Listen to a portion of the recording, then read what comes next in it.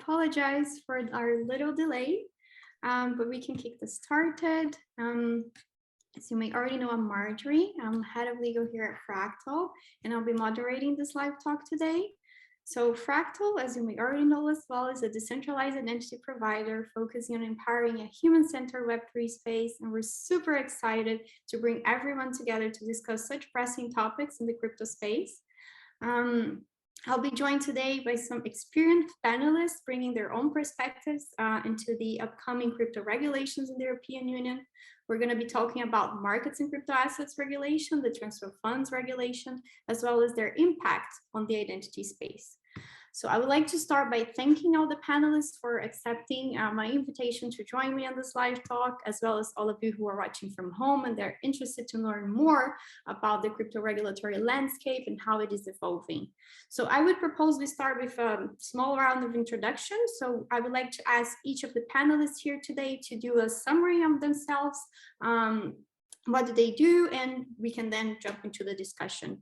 So we're still waiting a little bit for Alireza from Annerton. We'll give him some time to join us. We can start perhaps with Joshua from Pylons and then followed by Hedi from Crystal Blockchain. So I'll pass the floor on to you. So hi, my name is Josh Kershner. I'm the general counsel at Pylons. Pylons is a layer 1 blockchain that is fundamentally trying to take a different approach to bring blockchain to a mass market audience. And the biggest difference between our chain and everybody else out there is that our chain has no underlying cryptocurrency. And as a result, because it allows direct fiat payments for digital items like NFTs, it puts us in a very interesting regulatory position with respect to these new EU regulations, which we'll talk about as we go. And as for me personally, I've been involved in the blockchain space, as an amateur, even long before I was general counsel at Pylons, back to the earliest days, mining Bitcoin on my computer and, interacting with Mt. Gox before it collapsed, and have seen all of the evolutions within this space through to where we are now. And, I find it very interesting to be at this crossroads moment where it's obvious to the regulators that it's time to act, and yet there still remains this intense regulatory uncertainty just as the EU is beginning to move forward. So it's exciting to be here and to have this conversation. Awesome. Thank you, Josh. Perhaps Hedi? Thanks. Yeah, my name is Hedi Navazan, and I'm the head of regulatory affairs and compliance with Crystal Blockchain Analytics, based in Amsterdam. And for those who are not familiar, or maybe are already familiar with Crystal Blockchain, we are blockchain analytics, providing, let's say, a full-fledged compliance solution for crypto businesses, exchanges, law enforcement, but mainly on the crypto sector when it comes to on-chain investigation and AML and transaction monitoring. Very happy to be here today. I almost have to say tonight. It's getting to the evening and a bit of dark here, but yeah, I'm happy to be here with you. Thank you. Thank you, Hedi. So Alireza apparently is still not here, but we can keep going because, well, I wanted to give you a brief summary of how this will go down. So we'll first talk a little bit about the relevant regulations. We'll discuss a bit among the panelists, what do they mean and their impact on the identity space. And then we'll leave some time in the end for some questions that you from our audience can shoot here on the chat. So please feel free to send them out throughout the talk and we'll get to them in the end.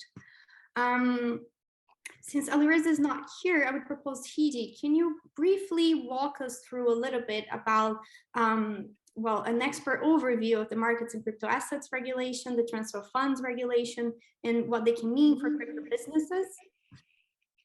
Sure, absolutely. Yes, as for the audience, I'm not sure if I have an echo, by the way, or is that fine for everyone? I think it's me, Alireza. Yes, good, great. We have Alireza on board. Yay, Yeah, you made it on time. Yeah, I'm here for the whole time, but I can't see myself and I can't chat. So I believe we hear a little bit of echo, so I'm going to mute myself as well, and then you can try. You can do your presentation already. please, then we can see if the echo goes away. I believe the echo is on my side. We can hear you fine now.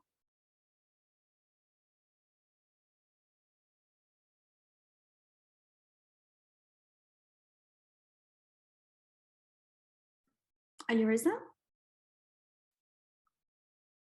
He's muted. Okay. So, Alireza, you're muted. Do you want to try again?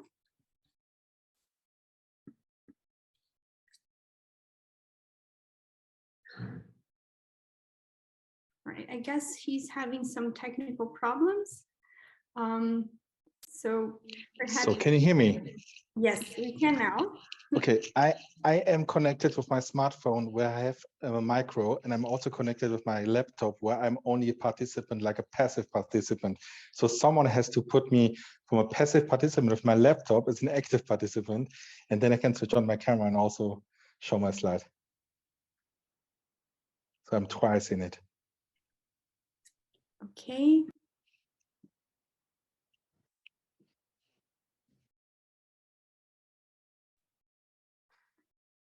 Well, in the meantime, I believe if it's okay with you, Alireza. Oh, that's done. Oh, we got it. We got it. Yay! You're muted, Alireza. We can't hear you. I'm sorry.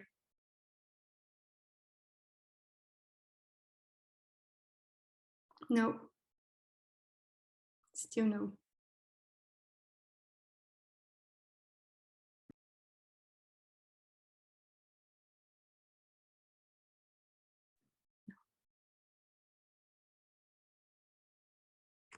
If you want to rejoin, we can just briefly wait for another minute. That's also fine. It should work. So can you hear me now? Yes, it works. Okay, sorry for that. I mean, there's a massive hiccup here. We had some car accident here on the road. That's why I'm also late. Sorry for that. But so I heard everything. So thanks for having me here today. I heard your introduction of Hedi and Josh also, and happy to be here with you. So just for you who don't know me, I'm Alireza Siadat. I'm a German lawyer. I'm into blockchain for a long time. I'm a partner in the boutique law firm Annerton, and I'm doing crypto-related advice for the last 8 years, I would say, for quite some time. And yeah, I wanted to share with you some insights on the MiCA and the transfer of funds regulation. I even have a slide for that, but I don't want to make you too much wait. So I will just start telling a little bit about that. And then you jump in, also Hedi and everyone else who wants to add something.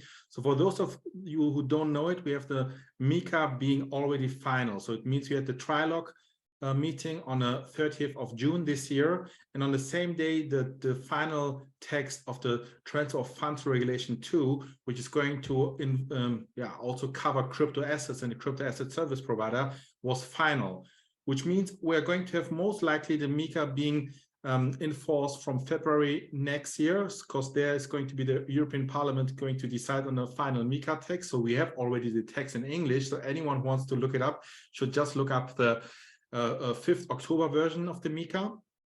And there's also the 5th October version of the TFR. And so the MiCA is going to cover everything related to crypto asset service providers and also to white paper. So anyone who wants to issue a new token would need to have a white paper. Depending on the type of token, utility token, asset reference token, or e-money token, it becomes more difficult. This white paper is similar to a prospectus, needs to notify that with the national competent authority. And at the same time, anyone who wants to provide services related to crypto assets would need to have authorization. So this is simple nutshell regulation coming with MiCA. MiCA itself is at many points really paying attention to AML and CFT, so complying with anti-money laundering regulation and also the combating of finance of terrorism. But MiCA itself does not really have a strict catalog of AML rules and CFT rules. It just says that anyone who wants to provide the issuance of crypto assets or wants to be a crypto asset service provider needs to comply with the AML rules. The AML rules itself, at least for the European Economic Area, we can see that in the Anti-Money Laundering Directive 5. We're going to have the Anti-Money Laundering Directive 6 soon coming, also the Anti-Money Laundering Regulation. However, what we do not have so far, which is hopefully coming with the TFR, is the so-called recommendation of the Financial Action Task Force on the so-called travel rule. The travel rule is going to make the AML obligated persons from a simple KYC, know your customer, to know your transaction, which means you should know where the crypto asset is coming from to your customer and where it is going to. So you need to communicate as an obligated person, like as a Casper, as a bank, with the other party where the crypto asset is coming from or going to. Sometimes the other party is not an obligated person. Maybe you have a self-hosted wallet, so someone who's hosting his own wallet, and this person is not an AML obligated person. And this is a tricky part, because from these persons, you usually cannot get information. But on the other hand, putting in mind the know your transaction part of the travel rule, you need to get at least some basic kind of information. So what the TFOR final negotiations on the 3rd of June told us is that we're not going to have a strict verification of self-hosted wallets, which means that you need not to know and verify the holder of the public address of the wallet. Up to €1,000, you need to know at least like the name and the data and the location, to make some basic checks that the person is not located in a sanctioned territory and stuff like that. But above €1,000, you need to do the verification. This is, I think, something which makes it a little bit more simple for those who are active in AML and CFT when it comes to crypto assets. But it's still difficult. And we need to see how this TFOR is going to be applied, because it's going to be published next year, and also 18 months, again, some time for getting used to it, like some implementation period. This in a nutshell. I hope I kept it within 5 minutes and didn't let anyone wait too long. And I'm now happy to have the discussion with you all. Well, that was super insightful. Thank you, Alireza. Hedi or Josh, do you have anything to add?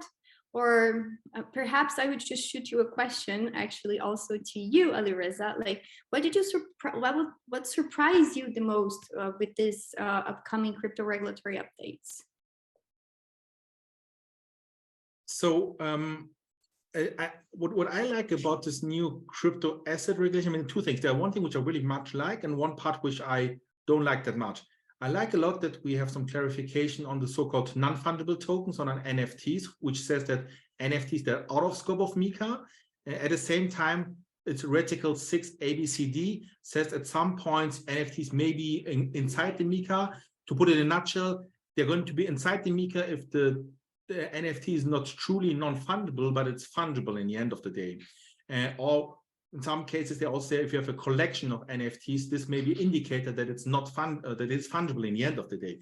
This I like, and also the clarification that DAOs, decentralized autonomous organizations, they're not covered by MiCA. However, any CASP, so any crypto asset service provider under MiCA who wants to provide services like brokerage services in relation to a token, which is coming from a DAO, is again regulated. So these are two things which are very interesting. Surprisingly, we don't have any ban and stops on proof of work token like Bitcoin, which is also very good. But we're going to have some transparency rules on energy consumption, which is also, again, interesting. And these are like my highlight takeaways. Awesome. Thank you. And Hedi, did you have the same surprises? How is Crystal Blockchain welcoming these changes? How do you see the new regulations reshaping the crypto space? I would also echo actually Alireza's points. Normally we sometimes sit in the same panels, and we are very much on the same page. But from a financial crime perspective, I have to admit there were but talking about TFR, and actually I was personally also participated in the European Parliament hearings before it was going to be announced as part of the crypto community. And somehow, I wouldn't say lobbying, but in the discussions you are with politicians. very well remember that there were very much of a concern around unhosted wallets, and which, of course, for the audience, probably they know that it's basically like a private wallet and without, let's say, use of any intermediaries. And they were very much concerned about anonymity associated to unhosted wallets, and we need to identify who is the owner of these unhosted wallets. So the goods, which was not a surprise for many of us because we were part of those conversations, but the good outcome of TFR was that initially the concern was that you had to put, let's say, without any thresholds to identify and verify the owners of the unhosted wallets. And now we see with TFR, they have at the end of the day, it was concluded and I agreed to put a threshold, which is a risk-based approach, but also aligned with FATF recommendation of 1,000, equivalent to 1,000 euro as the minimum threshold, and above you need to take all the steps. So that was considered very positive also by crypto community, whereas on the other hand, we have the other part of the regulation in TFR, which I wouldn't say surprise, but sort of the part that I would not very much welcome, not only me, but people that are in the area of risk management as well, which is not a risk-based approach, is travel rule actually requirements that has no threshold. So when it comes to the travel rule, and literally the explanation has been made that because crypto asset transactions can easily circumvent existing thresholds that would trigger the traceability requirements, and hence they decided not to put any threshold when it hits the travel rule requirement, meaning from the originator VASP or CASP in the definition of EU regulation to the beneficiary, to the intermediary VASP, they have to transfer the information of the originator and the beneficiary of that transaction, regardless of the thresholds. And this is something I have to say this is really against a risk-based approach. If the threshold is, and we do have technologies available to mitigate that threshold. So I'm trying to say, with the help of and the support of technologies available there, and also the blockchain data analytics and so on, you would be able to consolidate the transactions that are about to evade that threshold, and then it would be possible to trigger the alerts and investigate further. But with this requirement, not having any threshold in place for travel rule requirement, it means even for a transaction with a value of 150 euro, you have to pass all this information to the intermediary VASP and to the beneficiary VASP. And I would also consider this approach more conservative than what we have with TradFi, the traditional finance, and coming from also a banking world. Historically, we did have a risk-based approach. We did have, the thresholds in place when it was, of course, part of SWIFT requirements and etc. So this part was at least something that I was a bit surprised by the approach taken. I would actually give the floor maybe back to Joshua to share from his perspective. And I haven't yet touched on MiCA, by the way.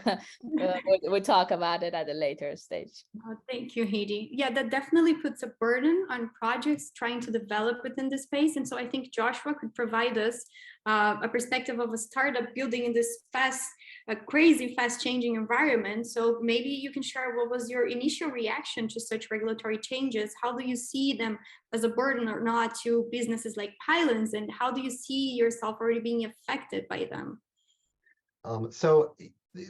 My first initial reaction was an immense amount of relief, because when we looked at this, we thought to ourselves, we are going to be able to be compliant with this in a way that most of the competitors in the space will not, and it won't cost very much because we planned for this type of eventuality. But to speak more generally with respect to the space, what's interesting about these laws is that they require that the technology do something that it currently doesn't do, which is to transmit identity-based information along with the transactions. And for transactions over a certain size, to actually hold that transaction until both sides can verify that that transaction would be in compliance with OFAC and AML, sanctions and money laundering rules. And it's important to recognize that because of the way blockchain technology is often built, it is largely immutable by its design. And in some cases, even if you are designing your own chain, if you're a layer 2 or a layer 3, you're subject to the requirements and limitations of the underlying layer 1 chain beneath you. And so right now, none of these chains support this. And some of them will refuse to support it because of the ethos within the crypto space of trying to seek and maintain the anonymity of their users. And so compliance with this law will be very hard for many builders, even those that want to be compliant. But on the other hand, for those entities like Pylons that have thought about this and have ensured that their technology is capable of being compliant, they will have a huge leg up within the space as we begin to weed out bad actors in the midst of this crypto winter. And what Pylons has done is they have actually worked with Fractal to take the identity that gets generated on Fractal's KYC process and to cryptographically recognize the receipt that gets generated and put it on chain without actually including that person's individual information. And so it allows for the creation of a system, for example, like non-EU users are not covered by this set of laws. We can easily flag accounts and wallets that are not within the regulation because they're not within the EU and put that on the chain without actually giving up those individuals' identities. And equally so, we've ensured that we can mark accounts as having already been pre-cleared to go through OFAC and AML. And there are some questions about whether we really need to transmit the identity information if we've instead transmitted unique characteristics that don't identify the person but allow for it to be looked up later and have pre-cleared those lists. So this might allow us to maintain users' anonymity while at the same time complying with regulators who can say, well, the platform knew, and the platform you're communicating with could look it up, and everyone's sure that they're not going to violate any of the AML OFAC rules. But at the same time, you didn't put that data on chain where everyone can see it. And so I'm fascinated because we've lived in regulatory uncertainty for so long, and any kind of certainty helps the builders and helps the community. And while there are parts of this that will be onerous to comply with, I don't think it's impossible to comply with it. And I think it's an interesting and important next step in figuring out how we move to a space where regular users feel safe. Awesome, amazing. Thank you, Joshua, for sharing this perspective on how Pylons early on already prepared to welcome these changes. It's definitely clear that the momentum for increasing government oversight over the crypto space, it's growing strong now. And within that, everything that we discussed today, one of the outcomes that I got is that one of the main goals of both regulations is to kind of end on anonymity and increase transparency within the crypto space and crypto transactions. And so identity and KYC are becoming increasingly relevant. Perhaps I would just kind of shoot a question to all of you, and you can take turns to respond them. But how does each of you see the role of identity and KYC within this crypto regulatory updates?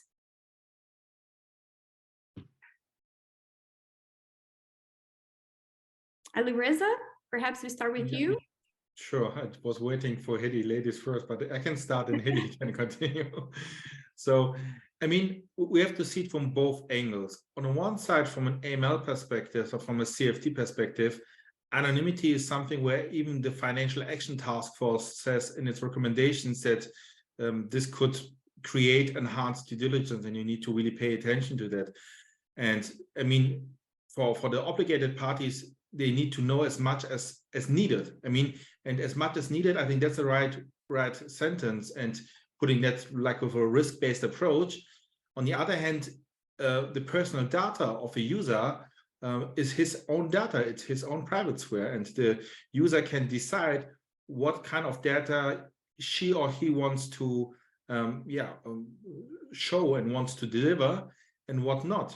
I mean, the digital identity or the sovereignty about data is, I think, something very important nowadays. We have the GDPR, we have other data privacy regulations which become even stronger and stronger. And I honestly believe, and all personally, that personal data is at least same important as the right of the obligated parties to have the knowledge about the customers.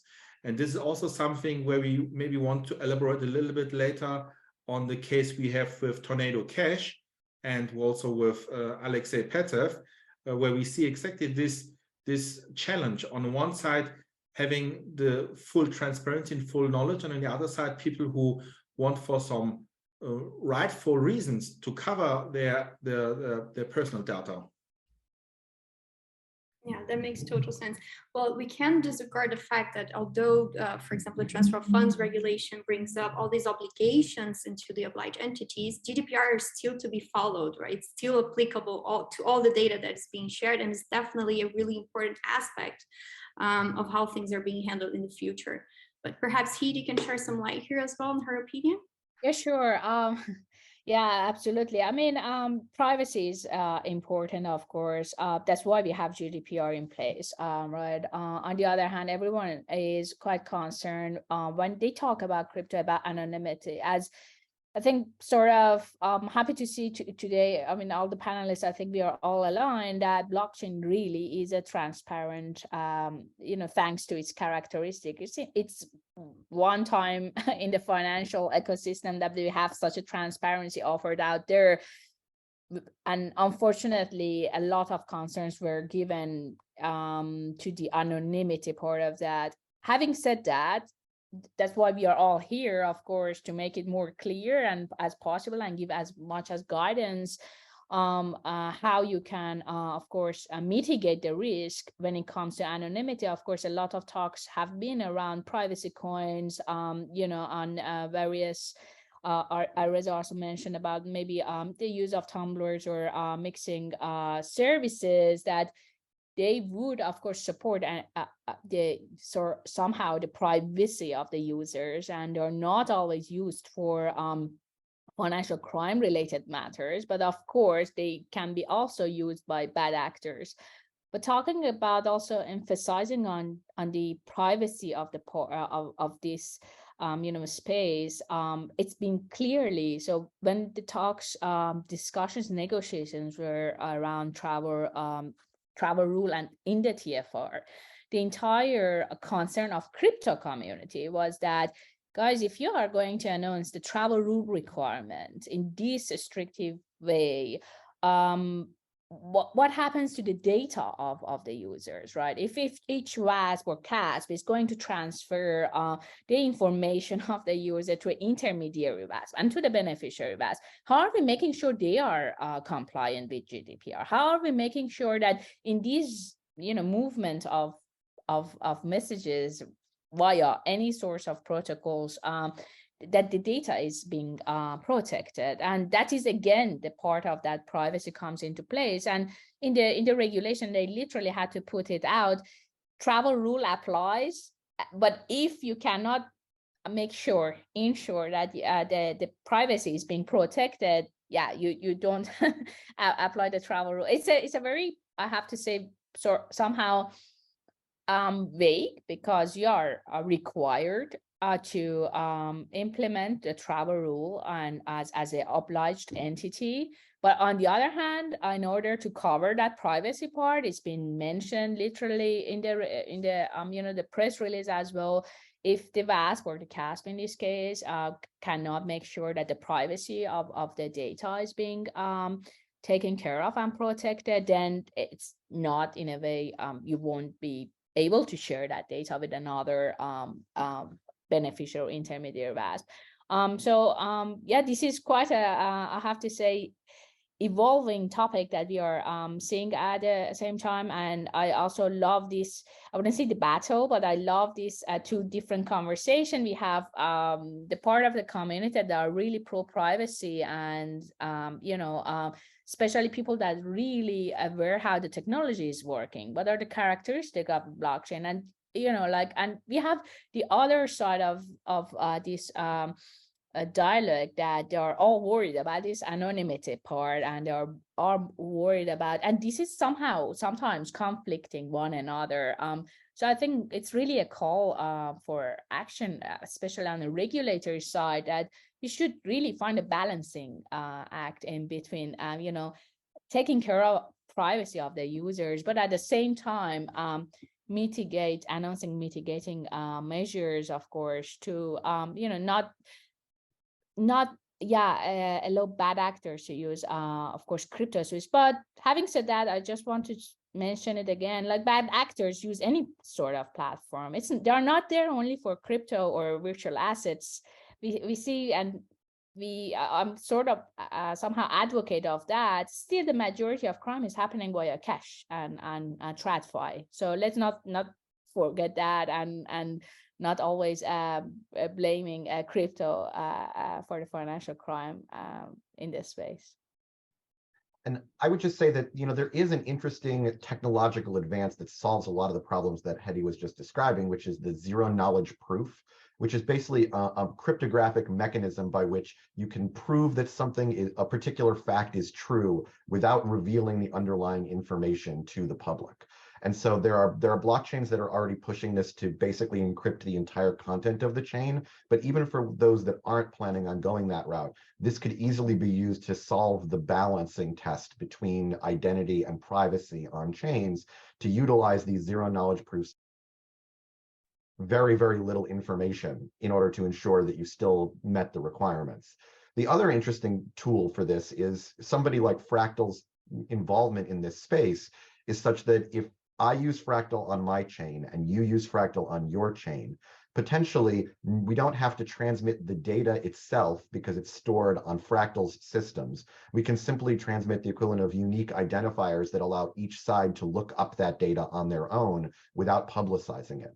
And tools like this that allow you to have cross-chain but shared identity schemes are very valuable, and Fractal has built their technology in a way that has designed it so that it's usable like this. So it's a fascinating set of tools, and it's part of why we integrated with them. And I think it's important to recognize that, like, our chain, everyone custodies their own stuff. Arguably, that is another reason why we probably don't fall within the MiCA regulations. Your wallet is on your phone, but at the same time, we want to make sure that users don't lose their content, so we allow them to rekey their wallet if they have gone through the KYC process and they can prove that they've lost their keys. And since wallets can't be shared with somebody else, we know who the owner of that wallet is, and we can restore your access to it even if you lost it. And I think thinking about things like that is especially important, because this is just step one in the process.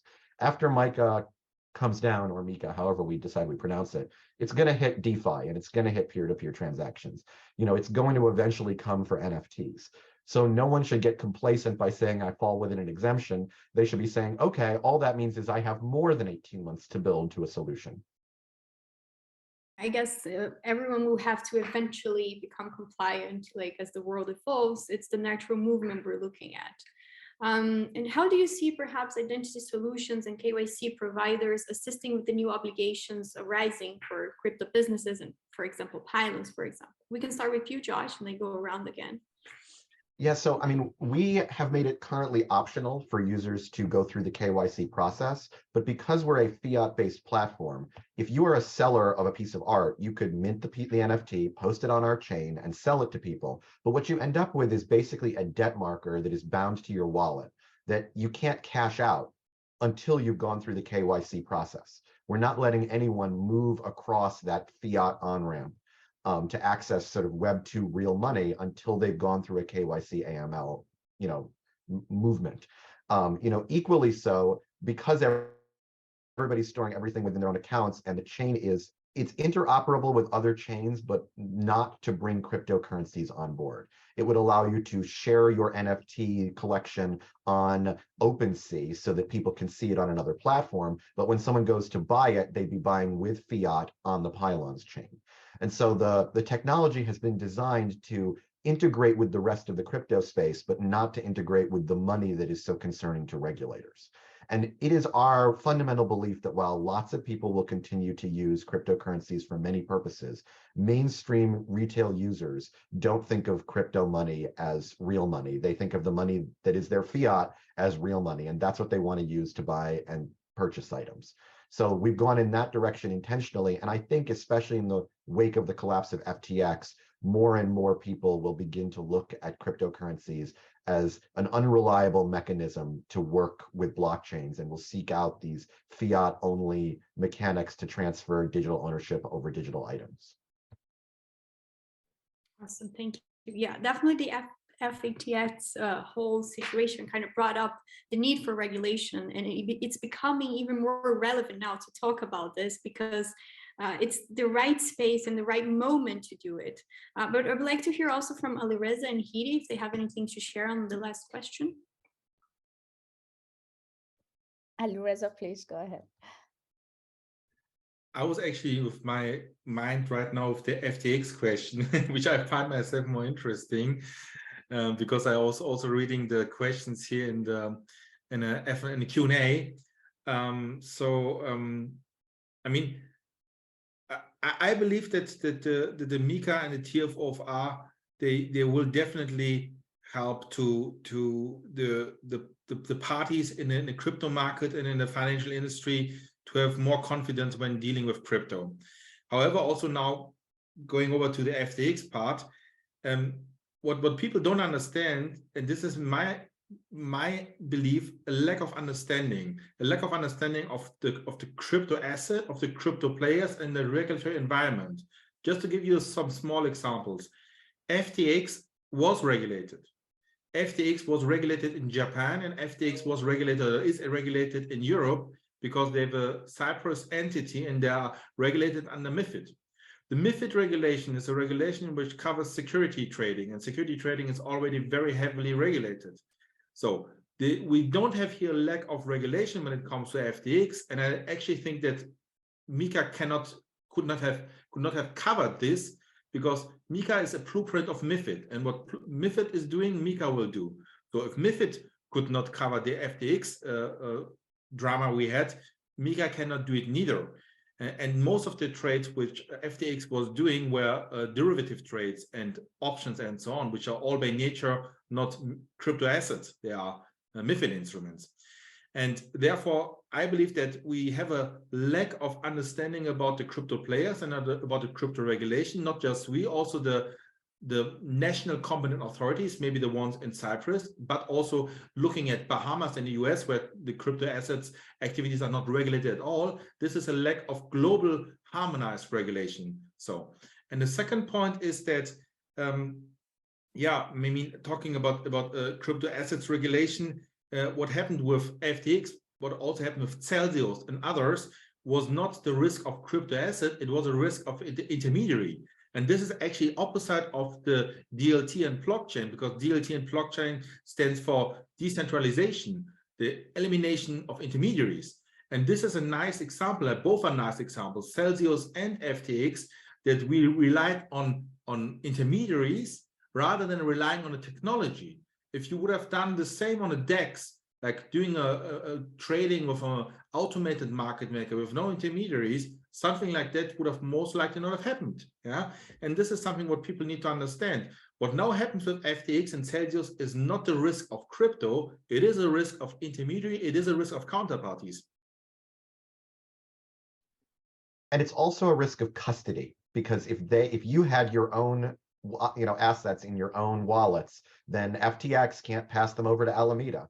So it reminds users that, I don't particularly love the phrase like not my key, not my crypto, but there is something to be said for reminding people and educating users that an intermediary controlling your crypto assets means they're not really your assets, and they may very well get trapped in bankruptcy for a decade while you fight to get whatever's left of it out. Actually, I would love to comment on that. I think that's again two sides of the coin. We see like also now there is this like the trust has been taken out from society and the users, and then we see like increase in towards the decentralized platforms, and indeed the lack of trust in the intermediary of the custody. But I also perhaps would like to mention, like if we want to go for the adoption of crypto in a major scale for the public society to use it, decentralized solutions can be a bit more complicated for let's say my I wouldn't say even my parents, but my like for the when we are talking about the public society. Hence it's difficult to imagine we would not have any more custodian service providers because somehow they are managing your assets. But for me, it's the same sort of comparison to the also TradFi, right? When you have your or DBank, let's say, if you have your money with a bank, somehow overnight, can a bank go bankrupt? Yes, the bank can go bankrupt, right? But what happens that the society is still, some part of society, by the way, has still trust in the bank or the public society, is because what it comes into place is that we have central bank, European Central Bank, and the central bank of each country, they are backing up the banks. And they are also, we had 2008 crisis and they do bailouts, they don't let a systematic bank go on a bankruptcy. Why? Because the entire system would crash at the end of the day. And what we saw with FTX, I wouldn't say it that way, but no one helped out, right? But also the fact that FTX went through that direction, it had a huge impact for the crypto community, but it did not crash the financial system. So that's also like, we will definitely see in 2023, I think more trust towards decentralized platforms are going through that way, indeed. But I never forget, I was in another panel, and one of the CEO of one of the custodian major players, he said, look, if you forget your password, right, it's gone, right? If you are, but still so that was his, of course, way of saying, like, still people need the intermediaries here, because at least you can call your exchange saying, like, I have forgot my password, and still you can have access to your assets. But there's the other way of course, the other part of the scenario that we are seeing with FTX, and you don't have that trust. And we see, okay, if even there is a rumor going out, a exchange is having difficulty with its reserve, immediately overnight, everyone is going to withdraw, right? I had a different conversation, and it was very interesting comparison. Someone was telling me, with the TradFi background as well, right? If that rumor goes back against one of the banks, also overnight, the entire society may withdraw. What will happen to the bank? They will also go bankrupt, right? So there is this, but again, there are some protection in place, especially on the capital requirement, the reserve requirements. And what we would definitely see, I think, in 2023, this proof of reserve would be also transparency on your balance sheet, and the proof of reserve to bring back the trust in the society. But this is definitely I would say we had the same sort of clashes for TradFi in 2008. People lost their trust in the banking. Everyone stayed away out of it, and they had lots of losses. But then there have been lots of measures taking place to bring back the trust in that TradFi. And I do hope with FTX case, we are it's more of a learning lesson for us going forward, and not that because crypto is here, it's going to stay with us. So this was just one of the examples of the cases, and perhaps also a call for action for any crypto, let's say,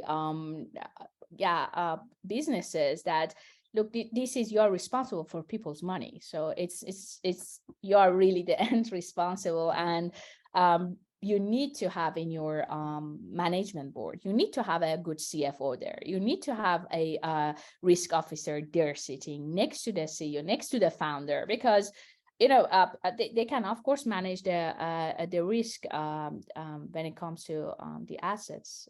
Yeah. Awesome. Although I would note that I think that there's a little bit of a false choice between the idea that we have to give our money to a custodian or we have to risk loss of it when we lose our keys or we lose our passwords, because the nature of the blockchain doesn't require that. The current implementations generally do. But there's nothing that prevents someone from losing their keys and going to 51% of the validators on the network and say, I think you all should all agree that this is my account. And then they do, and they rekey your account and you get your stuff back. And as we move into the world of MiCA and TFR, where we can actually have identity that is associated with given wallet addresses, it becomes easier and more palatable for a chain to respect the idea that you lost your keys, but they still want to give you access to your money back. It's on the blockchain. We know it's out there. In some respects, we have like a solution where you can't really lose access. You just lose the ability to prove that it's yours. So if we retain that ability outside of private keys through alternate mechanisms or backup systems, then we don't necessarily have to give our money to a centralized authority. And yet at the same time, we retain the ability to recover it when we lose our wallets.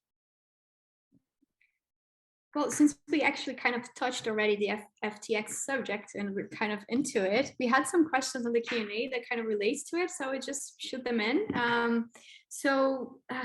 The first one is, do you expect even more stringent crypto-related regulations from the EU on the back of the FATF collapse?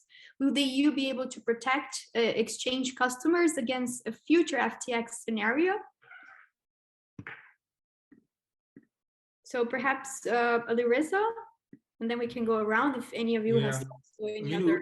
We touched on that already a little bit. I mean, talking about trading and talking about exchanges, I think there's nothing which MiCA is doing more stringent or more tougher than MiFID is already doing.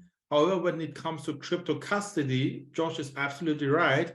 So we have in the MiCA very strong rules on asset segregation, not allowing trading with clients' assets, separating your assets also from an operational perspective from the assets of the clients throughout the whole operations and stuff like that.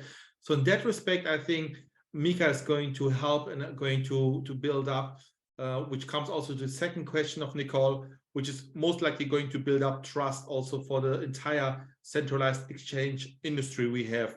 And then one example I can tell you is looking at the FTX Japan entity. The FTX Japan entity is actually in a position to deliver to all its users and clients the funds and the assets back, because the regulatory environment in Japan went through all of that stuff already with Mt. Gox and others in the past. And therefore, the regulatory authority in Japan has already strong regulation. And by this, gives back trust to the users because they know exactly they will get their funds back from FTX Japan. And something like this, I hope that it's going to apply also in Europe and also globally, especially in the US. I think the first step is the MiCA and the TFR next year. The next step will be like the DLT pilot regime, which we didn't touch on today, and some other regulation coming in. And I honestly believe that regulation will give comfort and will give also, support to the sex industry. And trading with your customers' money is a tale as old as time that has nothing to do with crypto. To be honest, the failure of FTX is not a crypto problem. It's a regulation and transparency problem. I mean, this happens in the non-crypto world with a surprising degree of frequency and could easily have happened here. And similarly, I can't speak to what's going to happen next in the EU, but it does seem like we will see more regulation in the United States, but it won't be targeting what happened in FTX. It'll be targeting the lack of trust that the crypto space has, because again, the FTX problem was just trading with customers' money and isn't really a crypto problem. So, I do hope that we see additional regulation, and I do hope that we see more scrutiny by regulators that aren't there to shut down the industry, but are there to protect against fraud and bad actors. It remains to be seen, especially in the United States, whether that will happen, but I'm hopeful. Yeah, well, same here. Since we're kind of already running a bit out of time, I would propose we then cover the other questions that we have, and then we can wrap it up.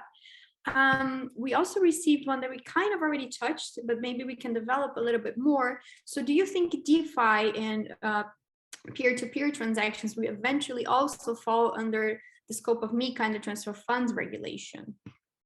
Maybe I can start with that. I mean, I have to say, on a more of a professional, maybe, and also personal level, I'm not in favor of adding DeFi to the sort of, you know, this regulation, because it's the reason that DeFi was still out of the scope, and also the very latest FATF, the FATF recommendation clearly put DeFi out of the scope, is because there is no intermediary in between. We talk about money laundering, we talk about financial crime or these concerns when we are having an intermediary in between of people's, let's say, very basic talking trades, right, transactions. But the fact that if I am transferring you know, assets to you directly, or to anyone here directly, it's between my business and let's say Alireza's business. There is no intermediary involvement in between. And I talked it very basic trade, but DeFi gets more, of course, complicated and more transparent when we are talking about. Again, we have to not underestimate the characteristic of the blockchain when we are talking about DeFi. And I think before stepping in, even discussing regulating DeFi, we have to really build the knowledge.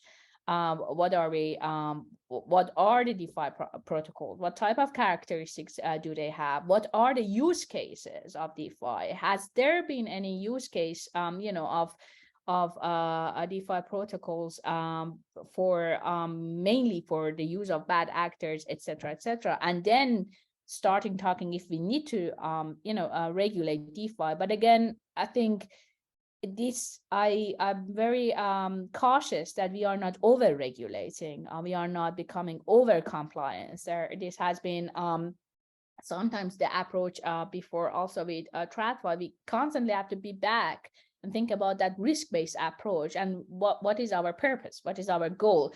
Once we see an FTX or Luna Terra crash or you know, collapse, we should not, like, from a regulatory side, start putting the maximum pressure, and without considering you know, the end purpose. So but having said that, we do know that the DeFi is also under the radar. There have been conversations, and at the moment, regulators are a bit, you know, hesitant. Of course, they are not touching it. They clearly state this out, NFTs and DeFi out of the MiCA TFR at the moment. The FATF, the same, FATF, and other regulators globally as well. But they are exploring this space. And I think we are all collectively, I agree that this space is evolving so fast. So it's changing every day. So I do think probably we are not going to see anything like early 2023, and everyone still is busy with centralized exchanges. And you know, with centralized exchanges, we are still behind what's going on, and you know, we are still at the edge of introducing licensing regimes and capital requirements and that type of. So the DeFi for me is still in the future to highlight. Yeah.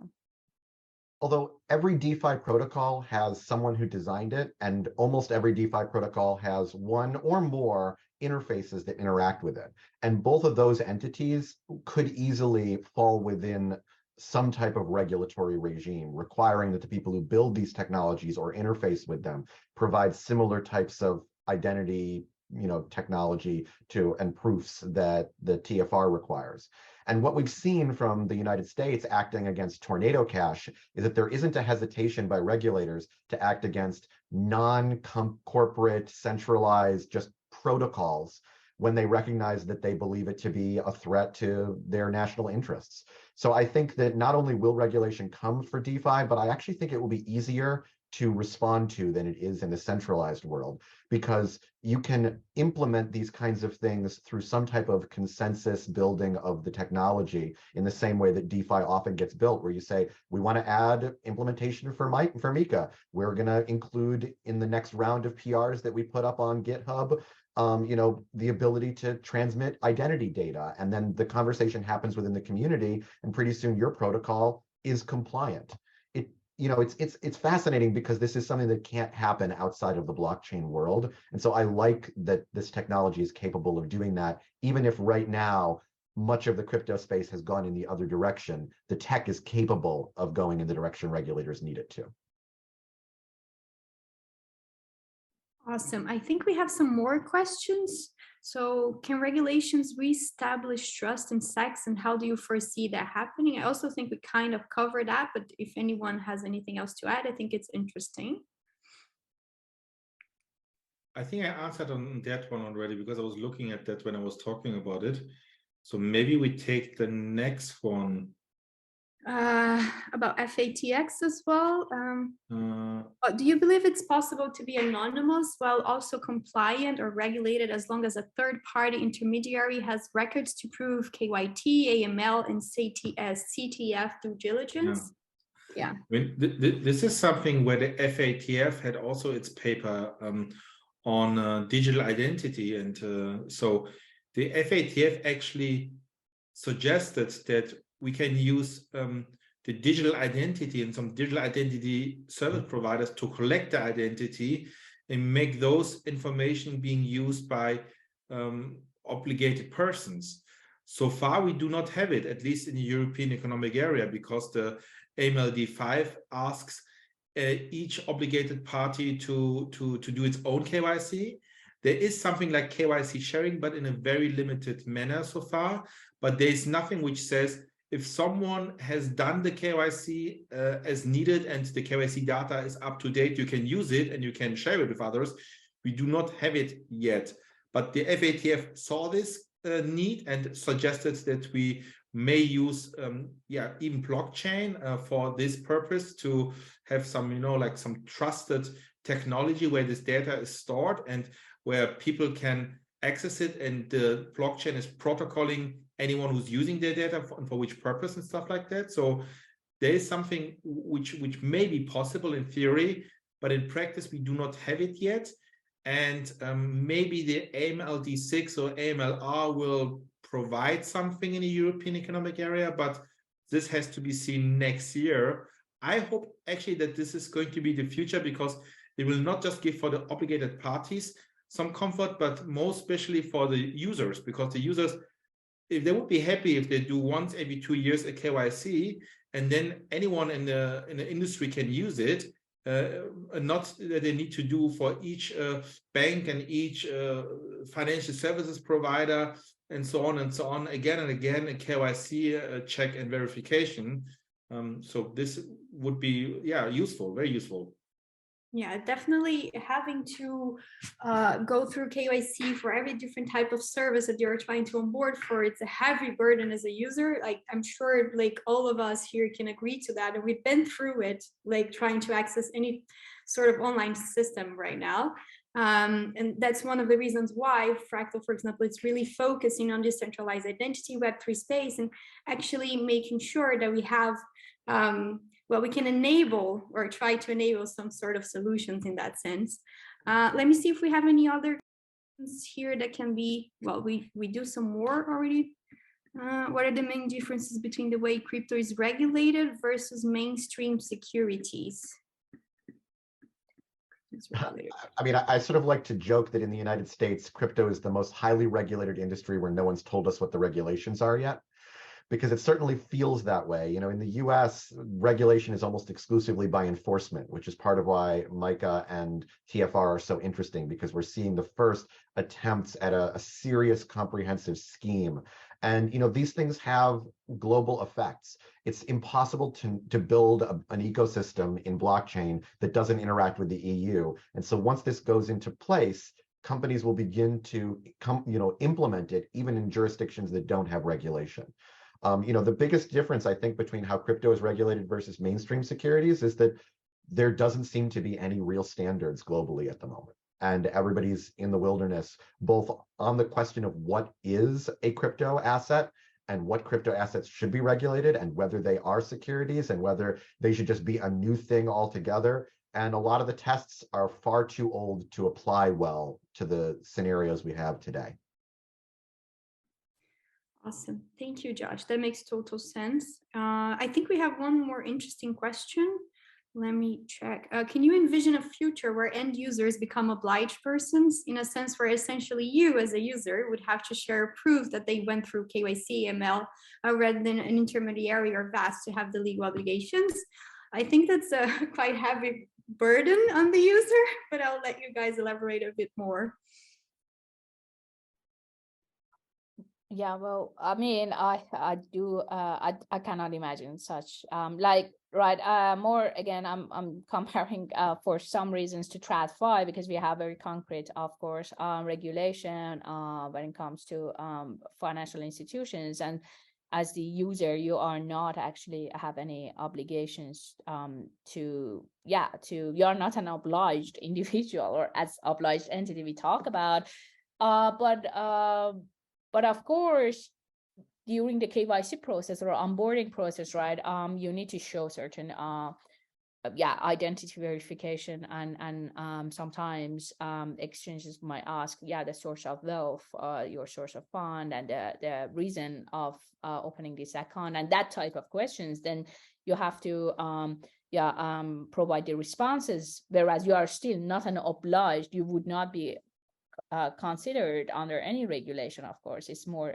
the matter of a platform wants to onboard you or not. And however, I would mainly see somehow only the tax obligation, let's say, that would impact individuals. And we had the OECD recent requirements and the tax policies coming for individuals holding virtual assets and declarations. So if it's for investment purposes or not, and if it is, you need to declare it. And so that I would more see the individuals, users would be impacted more by mainly the tax requirement versus any other sort of requirements to be considered as an obliged individual. Yeah. Awesome. Thank you all. I think we're kind of running out of time, so I would propose that we do maybe a closing. You can maybe say a few words before we say goodbye. I mean, I'll go first. I want to thank Marjorie and Fractal for helping to make this particular event happen. I hope that we can have many more discussions like this.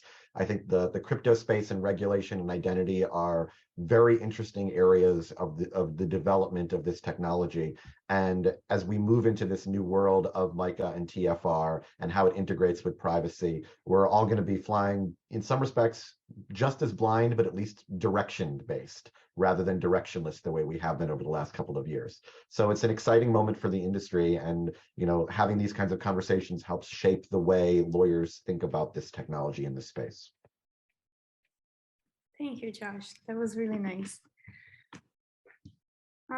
Anyone wants to go next?